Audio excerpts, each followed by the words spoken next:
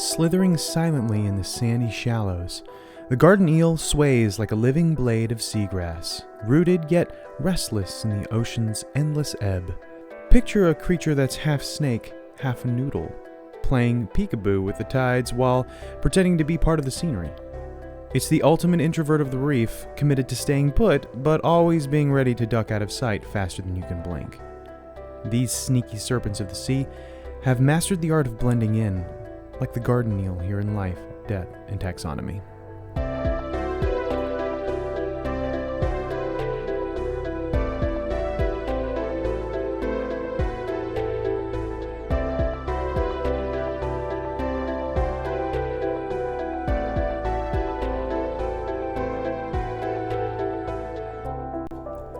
Welcome back to Life, Death, and Taxonomy. It's your 30 minutes of interesting animal information. I'm Joe. And I'm Carlos. Thank you to Cassie for the creation of our theme song. To hear more of Cassie's music, please search Cassie Michelle on YouTube or Spotify. And thank you to Johanna for the creation of this week's artwork. To check that out, you can visit us at our home on the web at ldtaxonomy.com. And a very special thank you to our patrons. Thank you so much for your support. It's greatly appreciated. Thanks for helping us keep the lights on. If you would like to donate, just visit patreon.com/ldtaxonomy or click on donate on our website. And today we're talking about another more different spotted noodle, but more on that later. It's so different. All new, all different spotted noodle. Papa John's. Yeah. I think all new, all different is like a comic book thing. No. It definitely sounds like a marketing slogan. Mm-hmm. But what are we talking about? We're talking about the garden eel.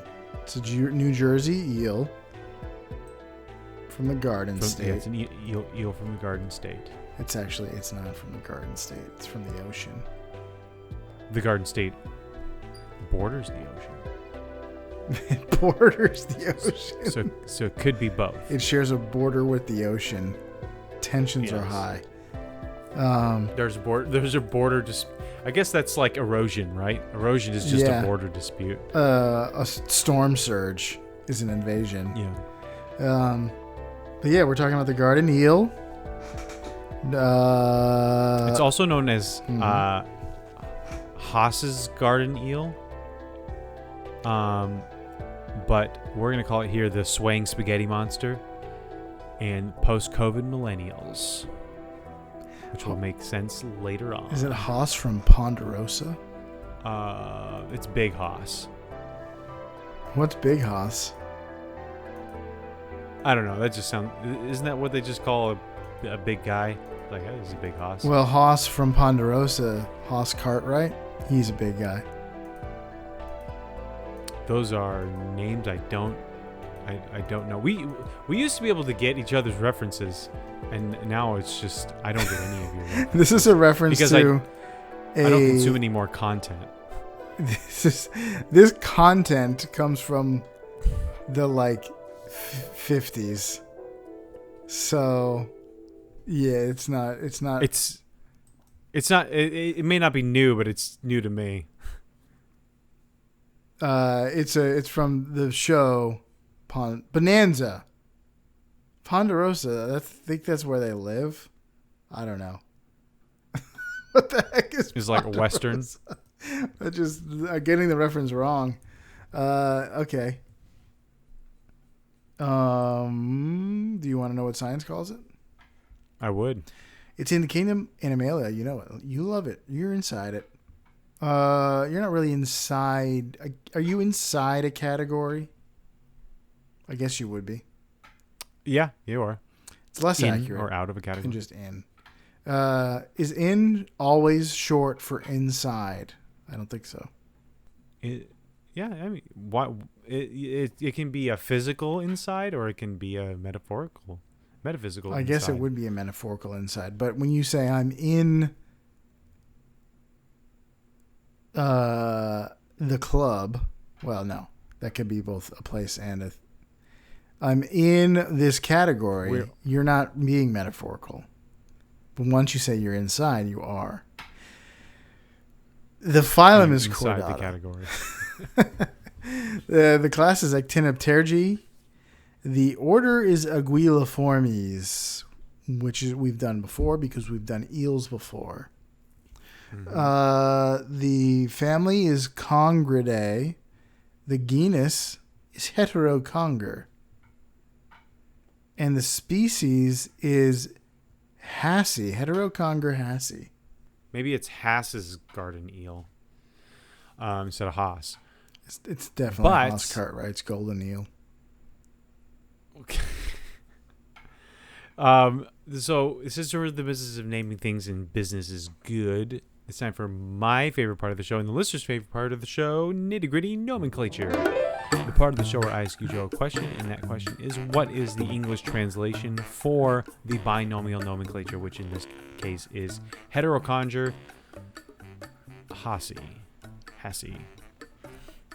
What does that mean? Does that mean a handsome, different eel? B, grass with a different shell? C, different headed burrower? Or D, different smooth bed? So, handsome, different eel, grass with a different shell, different headed burrower, or different smooth head? I guess Hetero is in here, which means that that's a freebie. different headed burrower. I guess. Final answer. That is incorrect. The answer is handsome, different eel. What's different? Heteros means different, obviously. Conger or conger, I don't know how you want to pronounce that. That means eel in Greek. And Hassi means handsome or beautiful in Arabic. So what is different? Beautiful or handsome, different eel. It's always different. It's just no different. matter what. It's just not like other eels. When you look at this eel, you're like, now that's not something you see every day. That's different. I don't see any eel every day. Right. So it's not something you see every day. That's true. So it is That doesn't different make it less true. from like computers and pens and coffee cups and the sun and the sky. It's different from other eels too. That's true.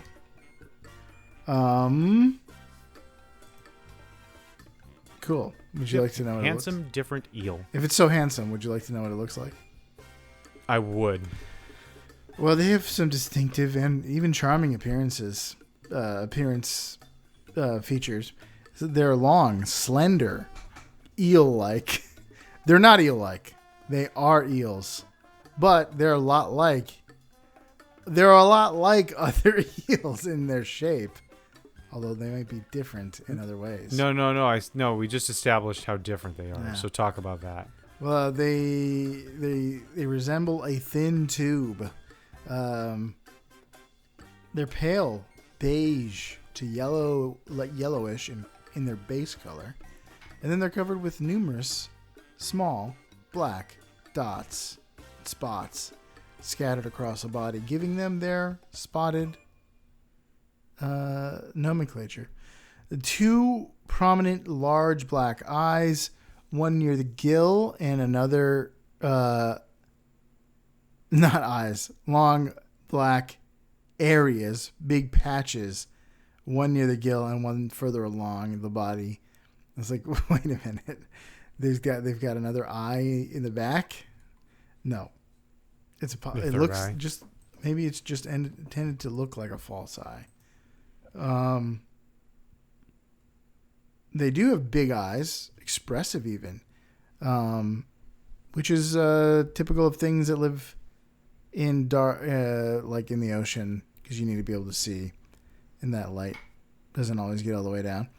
They have an upturned mouth, adapted for snatching zooplankton. They have prominent fins, and their body tapers to a pointed tail, which is good for purposes we'll talk about later. In their natural habitat, only the upper half of their body is what you'll ever see. The rest, which is not uncommon for like a moray eel, you're going to see the front. The rest is going to be in a crevasse or under a rock. It's going to be poking out at you, making that. That's how eels do. The mouth agaped. Not, The categorically evil smile that moray eels have. Yeah. It's a snake under the water. So, I mean, how much more evil can you get? It's a snake, and it's from an evil place, the ocean. Yes. It's inhospitable snake. But would you like to know now how big it is? Yes, I would. Well, welcome to the Blood Measure Up segment, the official listener's favorite part of the show. It's the part of the show when we present the animal size and dimensions in relatable terms through a quiz that's fun for the whole family. It's also part of the show when we present the... Did I say this already? Yeah, no, nope. You can send it in. You can introduce it yourself by sending in audio of yourself saying, singing, or chittering. The words measure up into ldtaxonomy@gmail.com. It's not the listener's favorite part of the show. It's just a part of the show that the listener is around. Is aware of. They're aware of it. Perhaps they like it, but it's certainly not the most of anything. It's the most part of the show. It is it's incredibly part of the show. We don't have a new Measure Up intro this week, but that means we get to hear from an animal and Carlos has to guess what it is or who it is. Without further ado, the listener's favorite part of the show. Someone who can help you. Someone who can make all your dreams come true. Who's making your dreams come true? That was not something that I heard.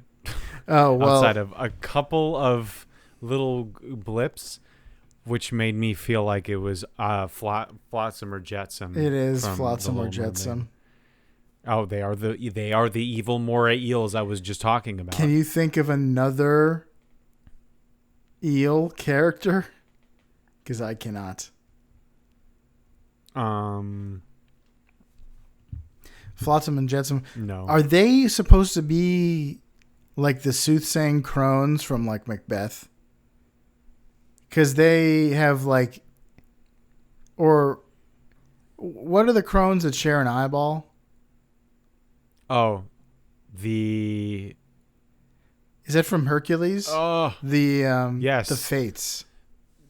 The Fates. It's the Norns in Norse mythology, and it's the Fates in Greek mythology. Because they each have a glowing eye. I wonder if it was just... I guess it's not sharing an eyeball. But I don't know. Don't they use it to like hypnotize people or something? Maybe. Something snakes can do according to Disney. Yeah, that's true. If you're long, you can hypnotize people. Think about it, like though. James Kaa from the Jungle Book can hypnotize people with his eyes, and Sir Hiss, from Robin Hood. I don't know what it is about snakes and just being able to hypnotize you, which is interesting because snakes are the ones that are famous for being hypnotized. That's true. Kaa from the Jungle Book mass hypnotizes like an entire troop of monkeys and just devours them. In the book. Yeah. Yeah, that didn't happen in the movie. that was left on the cutting room floor. Why? Why would they do that? All right, let's talk about they fully animated that scene, and they were like, I don't think this is going to resonate with our target audience. I think our target audience is going to dislike this scene with an intensity. Here, let's talk about their length. They're 60 centimeters or 23 inches. How many eels, laid end to end, fit into these things? Which one of these is correct? A, 4 go into the length of a harpoon. B, 2 go into the length of a flying fish. Or C, 1 goes into the length of a ship's belaying pin. You know what a flying fish is. Harpoon. You know what a harpoon is. And we're talking about a 19th century maritime hunting harpoon for whaling. And belaying pin is a metal or wooden rod on a sailing ship used to secure ropes. An 8-foot harpoon sounds like too long. Belaying pin. Because I don't know how long. I don't remember what the dimensions were for the flying fish, but belaying pin. Final answer? I can't imagine that. Yes. The correct answer is a belaying pin. They're about 18 inches. A harpoon for whaling could be about 6 feet. Which makes sense. Whales are pretty big. Yeah. Well, they're like I always pictured them whenever I see depictions as being man-sized. So that I bet like depending on what you're hunting, they might have some really big ones. But the I think it's more like, can you throw it effectively if it's 8 feet long? True. Like the average person might not be able to actually make that happen well enough to. Oh, I was assuming they were coming out of like ballistas or something. Ballista. No, I'm picturing like standing on the bow of a dinghy, waiting for the white whale to show up and chucking a harpoon at it like you're Leon. Well, they Kennedy. have harpoon guns today, so I wonder if they had like ballistas or giant crossbows for these things. Probably not readily available to your average maritime. Maybe in like the 1800s. Mariner. Maybe. In the Gilded Age of whaling. I don't know when that would have been. So let's talk about the diameter of this garden eel. They're about 1 centimeter or 0.39 inches. How many eels placed side by side go into these things? Which one of these is correct? A, 81 go into the diameter of a 19th century frigate's wheel. B, 140 go into the width of a giant clam's shell. Or C, 2 go into the diameter of a standard nautical rope. Frigate wheel. Final answer. I just like it. The correct answer is a nautical rope. Ah. A nautical rope is about 1 inch in diameter. I was just listening to a podcast about the beginnings of the career for the USS Constitution. So I was thinking about sailing frigates. They're about 36. This is a sailing frigate. Wheel is about 36 inches. I guess the wheel can be, doesn't matter the size of the ship. The wheel can be pretty much the same size on all ships. It probably is the same, a pretty similar size on all ships. I mean, whether you're in like a sloop or something like that, you still want it to be about, oh yeah, shoulder width apart, proportional for a person. It's like the idea that you're piloting this like tiny sloop and you just have these little like proportionally smaller Lego wheel that you're turning, and then you're like you have the Queen Anne's Revenge, and you need people two to guys hang on to the sides of the.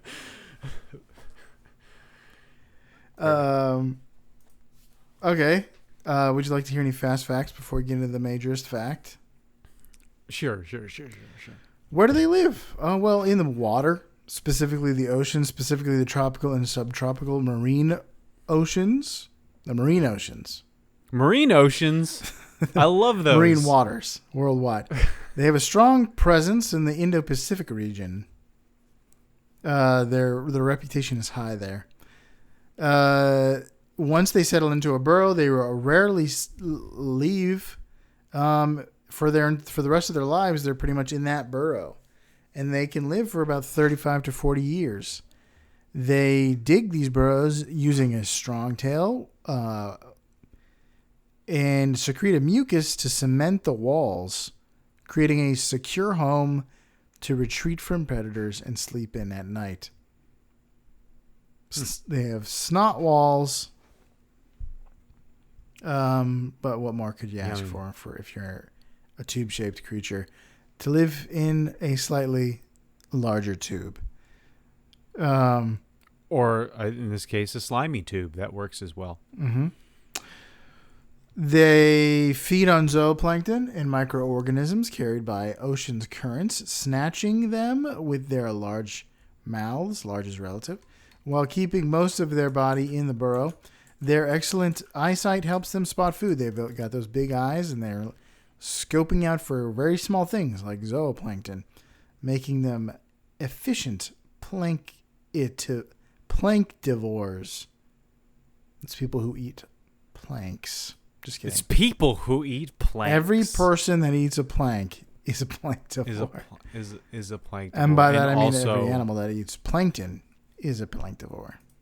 Also, one of the main antagonists in Ed, Edd and Eddy. He's an antagonist? No, just I thought he was a friend. If you eat plank, then you are an antagonist. I thought Plank was the bad guy. I'd never watched a full episode, but I know there's a man named Plank, and he's wood. There's a man named Plank. That's right. You got the showdown. Despite being timid and quick to retreat into their burrows when predators like sparids or triggerfish approach, they like to thrive in social colonies. They even show group behavior, collectively alerting each other to danger. During breeding season, they move burrows closer to potential mates. So what did they do move their burrows? They get out of their burrows. I guess it's just like a few inches over, but yeah, they will upgrade, move houses, property values, and whatnot. Higher taxes too. Yeah, they are found across the Indo-Pacific region, from the Red Sea to the Society Islands. There's society types. They inhabit sandy bottoms, so be careful at the beach, and seagrass beds at depths of 5 to 50 meters. They like those sandy cheeks. Their preference for minimal current and warm waters makes them a tropical mainstay. Just kidding. Well, you're not going to find them everywhere. But they live in the tropics. And their spawning behavior is mysterious. It likely happens at low light, with males and females in adjacent burrows fertilizing eggs that drift away in the current. This secretive process adds to their enigmatic allure. What a phrase. Yeah. But yeah, is that the same spelling? I don't know. I said it because when I first read secretive, I thought it said secretive. Oh. Secretive. I don't. That's all I got for that. That's like how tube worms reproduce. But okay, this major fact I am calling the Grassy Gull, in honor of all of those JFK documents being declassified a few months ago. So, as you mentioned, garden eels anchor themselves in burrows on the sea floor. They poke their heads out, and they get together in large groups. This makes them look at a distance like blades of grass. This semi-permanent home that they create in the sandy substrates, and that they dig using their muscular tails, starts to act as like kind of you're starting this lawn of eels at the bottom of this reef. They feed on those plankton and the small particles that are swept by along by currents, and they can snag the food without leaving their burrows, and they'll retract into those burrows, as you mentioned, really, really fast. If you ever watch a video of this, it's like, poof, they're gone. It's the videos don't have enough frames to show them actually the retreat process. It's just one frame they're there, and the next they're gone. But when they get into these big colonies, they actually kind of sway, like it was a bunch of seagrass down there. And so it ends up being this group camouflage. So it's not something that we see a whole lot of. Usually animals will camouflage individually. And in some rare cases, animals will do mimicry or pretend to be, not only look like something, but pretend to be that thing, like the mimic octopus. And in some cases, a bunch of a particular species will get together, and they're not camouflaged as a group, but the individuals blend into the group because of their patterning, like zebras.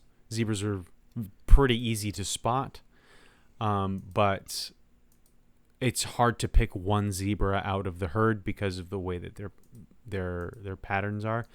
In this case, the group is camouflaged together, pretending to be something else. They're all pretending to be a patch of grass.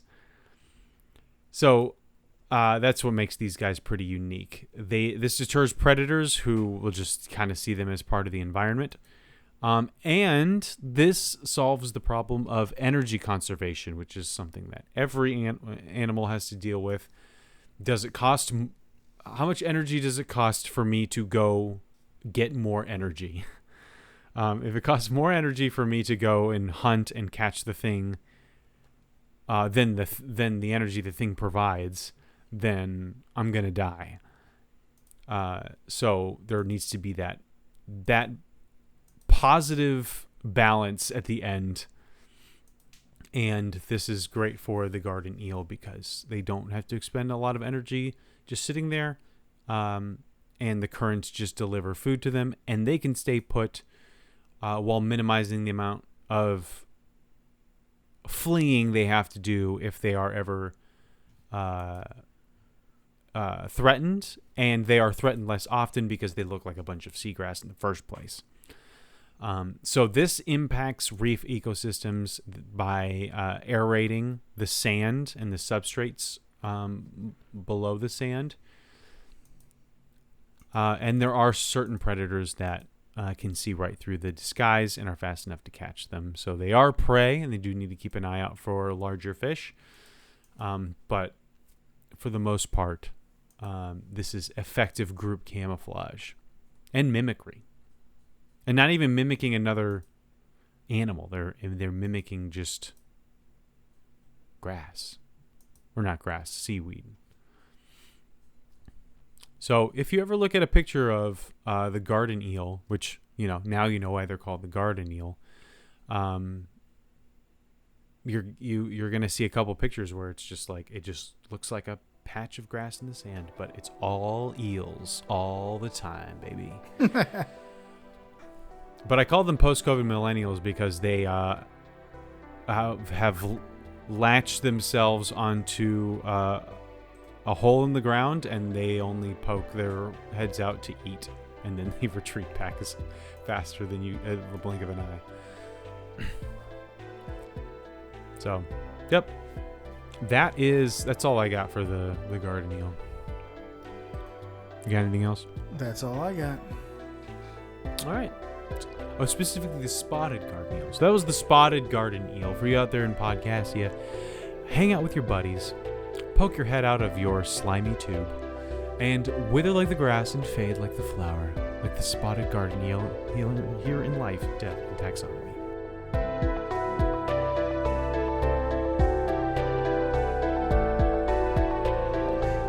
Hey Taxonomy Titans, I just want to remind you that we have a Patreon that you can find by going to ldtaxonomy.com/donate.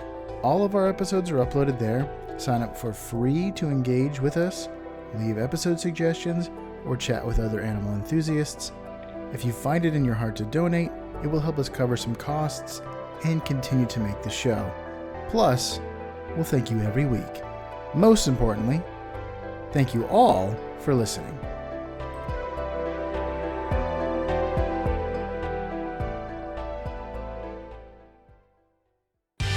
Life, Death, and Taxonomy is my favorite in the world podcast. That's not true. We have the beginning. We have the intro. I've got 5 seconds left.